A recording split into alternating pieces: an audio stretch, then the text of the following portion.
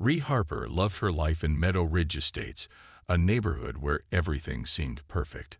The houses were neatly lined up with freshly painted walls, the lawns were always trimmed to perfection, and the streets sparkled clean as if someone swept them daily. It was the kind of place where people dreamed of raising families or enjoying peaceful retirements. But behind all the charm and order, there was something brewing, something that made life here less idyllic than it appeared. Ree had lived in the community for years and prided herself on keeping her home tidy. She followed most of the rules set by the Homeowners Association, HOA, but like many others, she sometimes bent them when they felt unnecessary. One such rule: no parking vehicles on driveways overnight.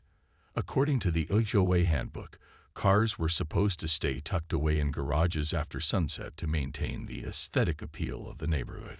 Most residents complied without question, but Ree found the rule ridiculous. After all, wasn't a driveway meant for parking? Things took a turn when Ree's garage unexpectedly broke down. A water leak had caused some structural issues, forcing her to park her Jeep Wrangler outside until repairs were completed. At first, she didn't think much of it. Her Jeep, a rugged yet stylish vehicle she adored, sat quietly at the curb, not bothering anyone. But little did she know, this small decision would ignite a storm she never saw coming. Enter Karen Wilson, the self-proclaimed guardian of the HOA guidelines. Karen wasn't officially in charge of anything important, but she acted like she ran the entire neighborhood. With her clipboard always in hand and an eagle eye for infractions, Karen patrolled the streets looking for rule breakers. Some called her diligent, others whispered behind closed doors, calling her controlling and nosy. To Karen, enforcing the rules wasn't just about maintaining appearances, it was personal.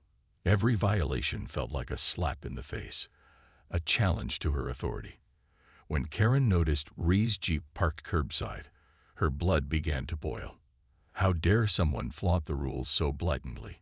Didn't Ree care about the neighborhood standards? Over the next few days, Karen left increasingly hostile notes under the windshield wiper. Reminder: parking on driveways is prohibited. One read. Another said, "This is your final warning." But Ree simply ignored them. To her, these notes weren't reminders, they were annoyances. Besides, she figured Karen didn't have any real power beyond filing complaints. What could she possibly do? Karen, however, wasn't used to being dismissed. Each time she passed Ree's house and saw the Jeep still parked there, her frustration grew. In her mind, Ree's refusal to comply wasn't just a breach of HOA policy. It was a direct insult aimed at her. Something inside Karen snapped. If Ree wouldn't move the car herself, then Karen decided she'd take matters into her own hands. What started as irritation soon morphed into a dangerous obsession. Little did Karen know, her plan to fix the problem would lead to consequences far beyond anything she imagined. The stage was now set for a confrontation neither woman anticipated.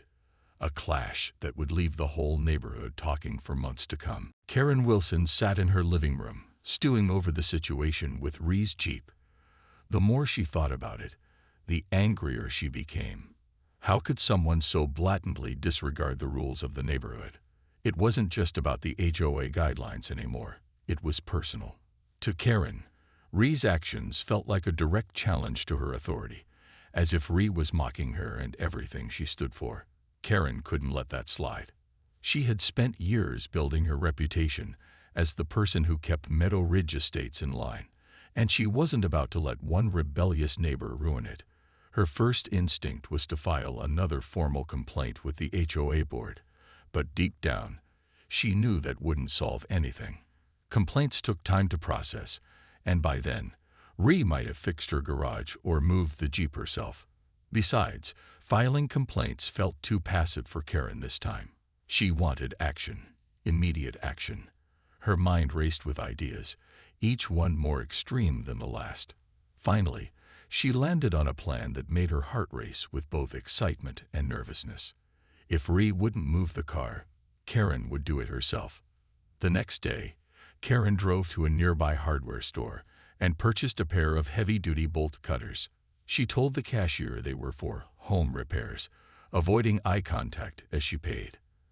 Back at home, she carefully hid the tool in her garage, feeling a mix of guilt and determination. That night, after making sure her husband was asleep, Karen crept out of the house wearing dark clothes. She didn't want anyone to see her, though she convinced herself she was doing this for the good of the neighborhood. As she approached Ree's Jeep under the dim glow of the streetlights, Karen's hands trembled slightly. She glanced around nervously, half expecting someone to jump out and accuse her of wrongdoing. But the streets were eerily quiet, save for the occasional rustle of leaves in the wind. Taking a deep breath, Karen knelt beside the driver's side door and examined the steering wheel lock Ree had placed as an added security measure. With a grunt of effort, she positioned the bolt cutters and began snipping through the metal. Each snap echoed loudly in the stillness, sending shivers down her spine. Once the lock was off, Karen opened the door and slid into the driver's seat. She rummaged through her bag, pulling out a small toolkit she bought online months ago for emergencies. Hot-wiring a car wasn't something she'd ever done before, but she'd watched enough YouTube videos to feel confident. After several tense minutes and a few muttered curses, she managed to get the engine running. A surge of adrenaline coursed through her veins as the Jeep roared to life. For a brief moment, Karen allowed herself to feel triumphant. She had done it. She was taking control of the situation. But what Karen hadn't considered was where exactly Ree had parked the Jeep. Unbeknownst to her, Ree had chosen that particular spot because it was close to the local police task force headquarters. Officers frequently patrolled the area, and surveillance cameras monitored every movement. As Karen shifted the Jeep into gear and prepared to drive away, floodlights suddenly blazed to life, illuminating the street. Multiple squad cars screeched to a halt around her, their sirens piercing the night air. Officers poured out of the vehicles, shouting commands and pointing flashlights directly at her. Karen froze, her hands gripping the steering wheel tightly. Her mind went blank as she tried to process what was happening. Had she been caught? Was this really happening? Panic set in as she realized the gravity of her mistake. Far from being the hero of the neighborhood, Karen now found herself at the center of a scene straight out of a crime drama. And it was all unfolding live, with witnesses watching from their windows and cameras recording every second. The sudden flood of bright lights and blaring sirens sent Karen's heart racing. She sat frozen in the driver's seat of Ree's Jeep, her hands gripping the steering wheel so tightly that her knuckles turned white. Officers surrounded the vehicle, their voices sharp and commanding. "Step out of the car with your hands up," one shouted, his flashlight beam cutting through the darkness and landing directly on Karen's face. Another officer drew his weapon, his stance tense and ready for anything. Karen's mind raced as she tried to make sense of the situation. What was going on? Why were the police here? In her panic, she forgot about the bolt cutters lying on the passenger seat and the damaged steering wheel lock dangling from its place. All she could think about was how surreal this moment felt, like she had stepped into some kind of nightmare. Her mouth opened to speak, but no words came out. Instead, she just stared wide-eyed at the officers, her chest heaving with shallow breaths. "Ma'am, step out of the vehicle now, or we will remove you," another officer barked, his tone leaving no room for negotiation. Finally, Karen snapped out of her daze and slowly raised her trembling hands above her head. She fumbled with the door handle, struggling to open it while keeping her arms visible. When she finally emerged from the Jeep, squinting against the harsh glare of the floodlights, she looked disheveled and terrified. An officer immediately approached her, handcuffing her wrists behind her back. "Do you know whose car this is?" he asked sternly. Karen stammered, trying to explain herself. It's mine," she lied unconvincingly. I must have forgotten something inside." But even as the words left her mouth, she knew they sounded ridiculous. The officers exchanged skeptical glances before asking for identification. When Karen couldn't provide proof of ownership, they grew more suspicious. Meanwhile, Ree Harper watched the chaos unfold from her bedroom window, clutching a mug of tea she'd barely touched. At first, she thought the commotion outside was just another routine patrol by the nearby police task force headquarters. But when she saw the squad cars surrounding her Jeep and recognized Karen sitting inside it, her jaw dropped in disbelief. Was this really happening? Had Karen seriously tried to steal her car? Curiosity quickly turned to anger as Ree grabbed her phone and dialed 911. She didn't need to explain much. The officers already had the situation under control. While waiting for confirmation, Ree remembered the dashcam she'd installed months ago after hearing about rising thefts in neighboring communities. She rushed downstairs, retrieved her laptop, and connected it to the camera system. Within seconds, she pulled up footage showing Karen sneaking up to the Jeep, cutting the lock, and hot-wiring the ignition. It was undeniable evidence of what had transpired. Back outside, the officers reviewed the video on Ree's laptop, shaking their heads in disbelief. "This is all we need," one said, securing the device as evidence. They informed Karen of her rights and placed her under arrest for attempted grand theft auto and vandalism. As they led her to the patrol car, Karen pleaded with them, insisting there had been a misunderstanding. But her protests fell on deaf ears. The damage was done, and the evidence spoke for itself. Neighbors began peeking out of their windows and stepping onto their porches, drawn by the spectacle unfolding in front of them. Some whispered among themselves, while others openly gawked at the sight of Karen being loaded into the back of a squad car. For years, she had lorded over the neighborhood with her clipboard and strict enforcement of HOA rules. Now here she was, humiliated and exposed, facing consequences far greater than anyone could have imagined. Ree stood on her driveway, arms crossed, watching silently as the scene wrapped up. Part of her felt vindicated. Karen had gone too far this time. But another part couldn't help but feel sorry for her neighbor. This wasn't how things were supposed to play out. Still, Ree knew she couldn't ignore what had happened. Justice needed to be served, not just for her sake, but for the entire community. And as the police cruisers drove away with Karen in tow, Ree couldn't shake the feeling that life in Meadow Ridge Estates would never be the same again. By morning, news of Karen's arrest had spread like wildfire through Meadow Ridge Estates. Neighbors who once dreaded her clipboard-wielding visits now gathered in hushed clusters, exchanging whispers and speculations about the bizarre events of the previous night. Some were shocked, others amused, but everyone agreed on one thing. They hadn't seen this coming. The woman who prided herself on enforcing rules had broken so many laws in a single evening that it was hard to keep track. At the emergency HOA meeting called later that day, tensions ran high. The community center buzzed with chatter as residents filed in, eager to discuss what had happened. Chairs scraped against the floor, and murmurs filled the room until the board president, Mr. Thompson, called for order. He looked visibly uncomfortable as he addressed the crowd. "I know emotions are running high," he began, "but we need to handle this situation calmly and respectfully." It didn't take long for the floodgates to open. One neighbor stood up, her voice trembling with frustration. "Karen has been bullying us for years," she said. "She's made people cry over lawn ornaments and fined families for having birthday parties in their own backyards. This is karma catching up to her." Others nodded in agreement, recounting stories of how Karen had intimidated them into compliance or reported minor infractions just to prove a point. But not everyone was quick to condemn her. A few residents felt sympathy for Karen, believing her actions stemmed from misplaced intentions rather than malice. "She wanted to protect our neighborhood," one elderly woman offered hesitantly.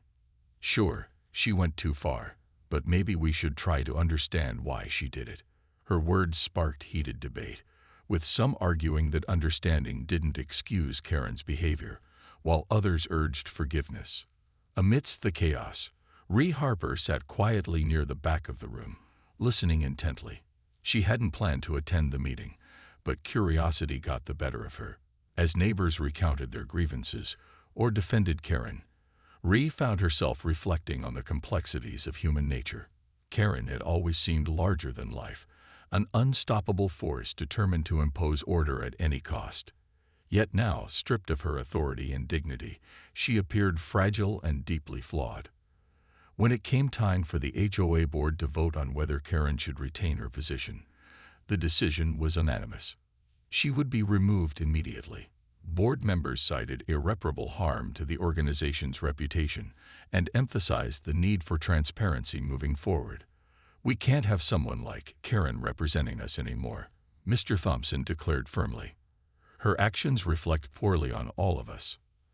As the meeting drew to a close, Rhea approached the board to express her thoughts. "I don't want anyone to think I'm gloating," she said softly. "What happened last night wasn't personal. It was justice. But I also hope this serves as a wake-up call for all of us. We shouldn't let fear or control dictate how we treat each other."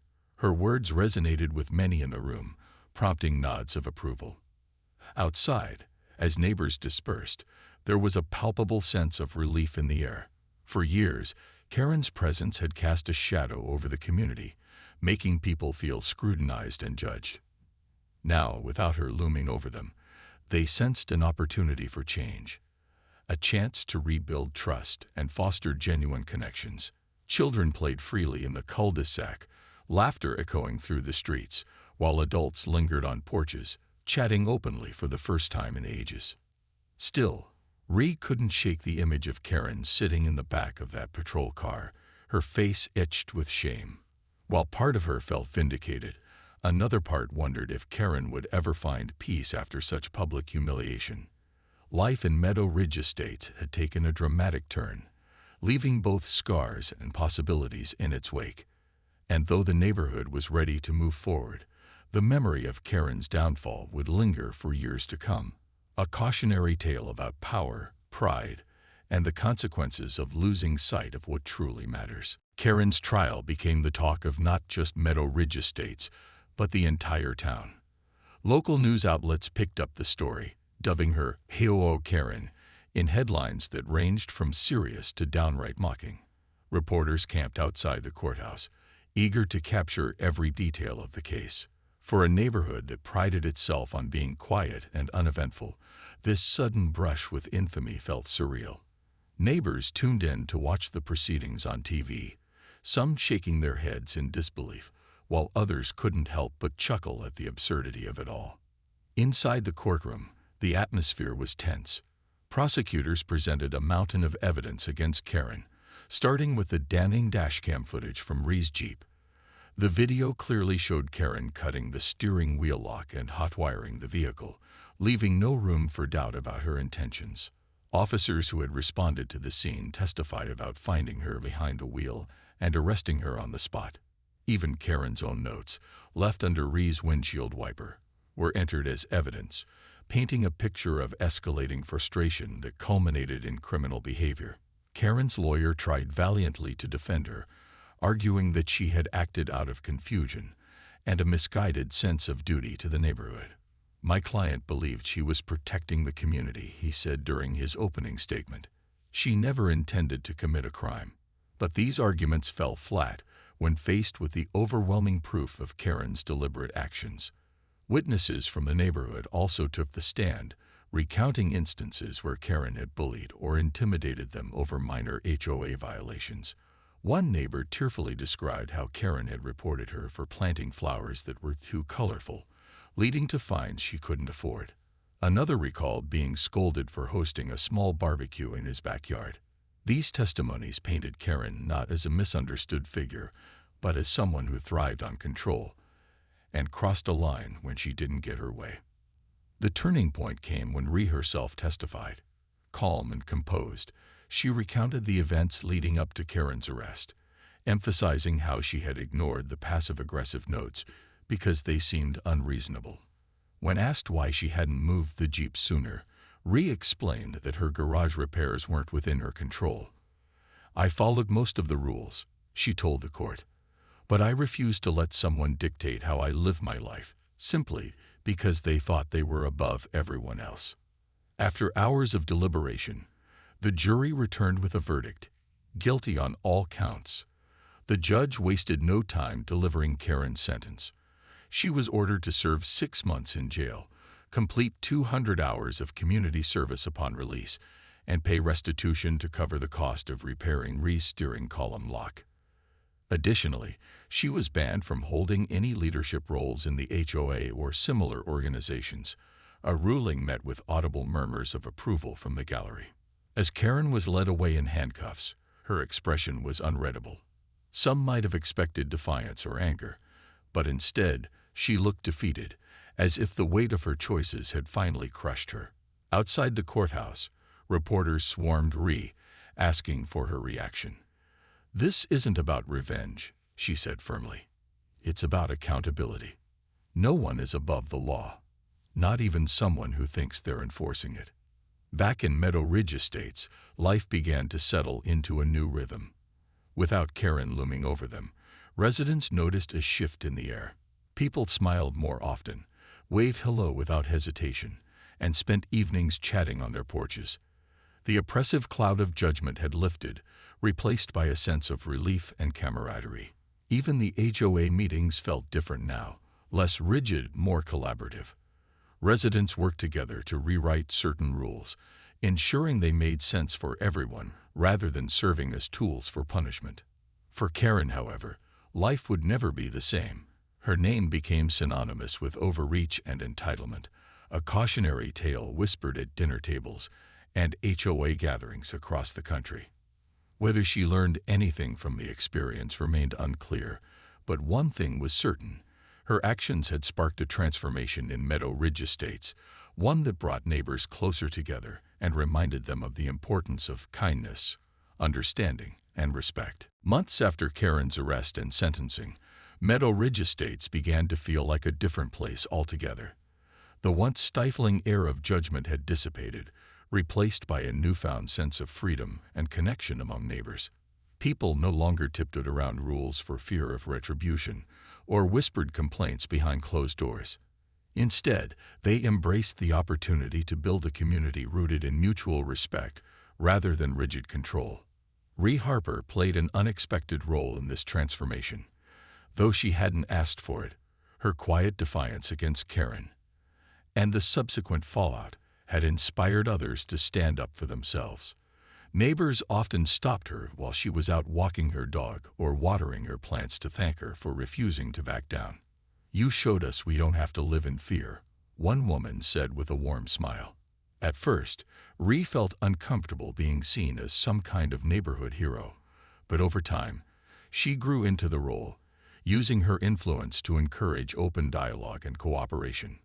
One of her initiatives was hosting small gatherings on weekends, a casual way for residents to get to know each other better. She started with a simple potluck barbecue in her backyard, inviting everyone on her street. To her surprise, nearly all of them showed up, bringing dishes ranging from homemade lasagna to store-bought cookies. Laughter filled the air as children chased each other through the yard, and adults swapped stories about their lives. It was a stark contrast to the cold, distant interactions that had defined the neighborhood under Karen's watchful eye. These gatherings became a regular occurrence, spreading to other streets and cul-de-sacs. What began as informal meetups evolved into larger events, including movie nights in the park and holiday-themed parties. For the first time in years, Meadow Ridge Estates felt less like a collection of houses bound by strict rules and more like a true community. Residents shared gardening tips, offered to help with home repairs, and even organized carpool systems for school drop-offs. The spirit of collaboration replaced the culture of criticism, and everyone benefited. Meanwhile, Karen Wilson disappeared from the neighborhood shortly after serving her jail sentence. Rumors circulated that she had moved to another town, though no one knew for sure where she went. Some speculated she'd taken her obsessive tendencies elsewhere, perhaps trying to impose order on a new community. Others hoped she'd used the experience as a chance to reflect and change. Whatever the case, her absence left a void, but not the kind anyone missed. Instead, it allowed the neighborhood to heal and grow without the shadow of her constant scrutiny. For Ree, life returned to normal, or at least a version of normal that felt lighter and more joyful. Her Jeep, now repaired and gleaming, sat proudly in her driveway, free from any locks or restrictions. She still parked it curbside occasionally when guests visited, knowing full well that no one would bat an eye. The HOA rules remained in place, but they were enforced fairly and reasonably, with input from all residents. Gone were the days of nitpicking and intimidation. Instead, decisions were made collectively, fostering a sense of unity. As summer approached, Ree stood on her porch one evening, watching the sun dip below the horizon. Children laughed as they rode bikes down the street, and the scent of fresh-cut grass lingered in the air. She thought about how far the neighborhood had come since the night Karen's plan unraveled so spectacularly. While part of her pitied Karen for the choices she'd made, another part felt grateful for the lessons learned, not just by Karen, but by everyone. Meadow Ridge Estates wasn't perfect. It never would be, but it was closer to the vision of harmony and kindness that most people dreamed of when they chose to live there. And for Ree, that was enough. As she turned to go inside, she smiled, knowing that sometimes the biggest changes come from the smallest acts of courage. Months turned into a year, and Meadow Ridge Estates continued to thrive in ways no one could have predicted. The neighborhood had transformed from a place of tension and fear into a warm, welcoming community where people genuinely cared about one another. It was as if Karen's downfall had cleared the way for something better, something authentic.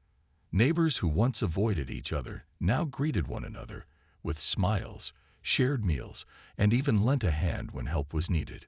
Ree Harper often reflected on how much had changed since that fateful night. Her Jeep still sat proudly in her driveway, a symbol not just of her independence, but also of resilience.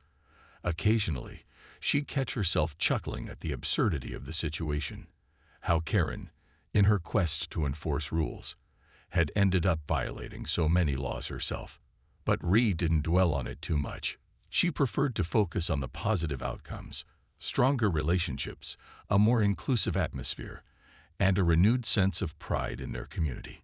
The HOA meetings were no longer dreaded gatherings where residents braced themselves for criticism or fines. Instead, they became opportunities for collaboration and problem-solving. New policies were introduced, encouraging creativity rather than conformity. For example, homeowners were allowed to paint their front doors unique colors, adding personality to the streetscape. Flower gardens sprouted up everywhere, filling the air with sweet fragrances during springtime. Even the annual block party, which used to feel obligatory, became a highlight of the year, complete with live music, games, and plenty of food. Karen's name occasionally came up in conversations, though less frequently as time went on. Some neighbors joked about her infamous Jeep heist, turning the story into a lighthearted anecdote told at parties. Others mentioned her with a tinge of sadness, wondering if she'd found peace after leaving Meadow Ridge Estates. A few claimed they'd seen her at a gas station in a neighboring town, looking tired and withdrawn, while others swore she'd moved out of state entirely. Regardless of where she was, her legacy served as a cautionary tale, a reminder of what happens when control overshadows compassion. For Ree, the experience taught her valuable lessons about standing firm in the face of adversity and finding strength in vulnerability. She realized that sometimes doing the right thing means challenging authority, even if it comes at a personal cost. By refusing to back down, she hadn't just protected her own rights. She'd helped create space for others to speak up and be heard. That realization filled her with a quiet sense of accomplishment. One crisp autumn morning, Ree decided to take her Jeep for a drive through the neighborhood. As she passed familiar houses adorned with Halloween decorations, she noticed children playing tag in the cul-de-sac and adults chatting over cups of coffee. Everyone seemed happy, content in their shared lives. Pulling over near the park, she stepped out and leaned against the hood of her vehicle, soaking in the scene. A young boy approached her, holding a bright orange pumpkin he'd decorated himself. "Miss Ree," he asked shyly, "is this your car? My mom said you're the reason we can all park on our driveways now." Ree smiled warmly, crouching down to his level. "Well, let's just say I like to keep things fair," she replied. The boy grinned before running off to join his friends, leaving Ree with a heart full of gratitude. As she drove home later that day, Ree thought about how life is full of unexpected twists. Who would have guessed that a broken garage and a stubborn neighbor could lead to such profound change? While the scars of the past might never fully fade, they had given way to growth, understanding, and unity. And for that, Ree felt nothing but hope for herself, for her neighbors, and for the future of Meadow Ridge Estates. Life wasn't perfect, but it didn't need to be. Sometimes progress comes from imperfection, and in this case, it had brought a neighborhood closer together than ever before.